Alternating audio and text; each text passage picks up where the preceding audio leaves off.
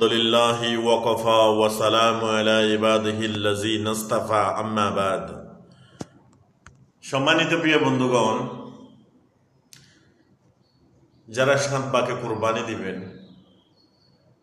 আপনার যদি তৌফিক থাকে, আপনি সুন্দর গরু আনাম একটা কুরবানি দেন। আর আপনার যদি আরো বেশি তৌফিক থাকে, তাহলে দুইটা কুরবানি দেন। আপনি নিজের অর্থ সম্বলের যে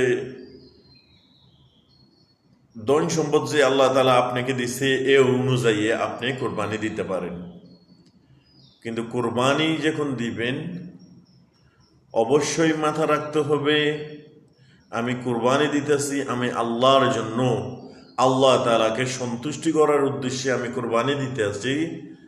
আমি অবশ্যই আমার যারা এরকম নিম্ন গরিব দুঃখী যারা আছে, যারা পুরা বছরেই একবারও গরু গোস্ত কেনার সুযোগ যাদের নাই, আমি তাদেরকে মুখে হাসি ফোটাইব। আমি তাদেরকে এই আমার কুরবানির গোস্ত আমি তাদের হাতে তুলে দিব, যেটুকু পারেন। আমি দেখছি আলহামদুলিল্লাহ, আল্লাহ পাকের নেক বান্দা এখনো অনেক আছে যে কুরবানি দিয়া নিজের ঘরের যে খাওয়ার অনুযায়ী এতটুকু গোস্ত রাইখা আর সমস্ত গোস্তগুলা আত্মীয় স্বজনদের কাছে এবং ফকির ফুকুরাদের কাছে, অপরিচিত মানুষদের কাছে হাতে তুলে দিচ্ছে। সুবহানাল্লাহ, দেখা আমার খুব ভালো লাগলো। আমি আলহামদুলিল্লাহ, এটাই প্রকৃত কুরবানি। আগের জমানায় যেমন নাকি মুসা আলাইহিস সালামের জমানায়, ইব্রাহিম আলাইহিস সালামের জমানায়, আগের নবীদের জমানায় পশু জব কইরা আগুন দিয়া ফুরাই দিয়ে ফেলতো। এটা যার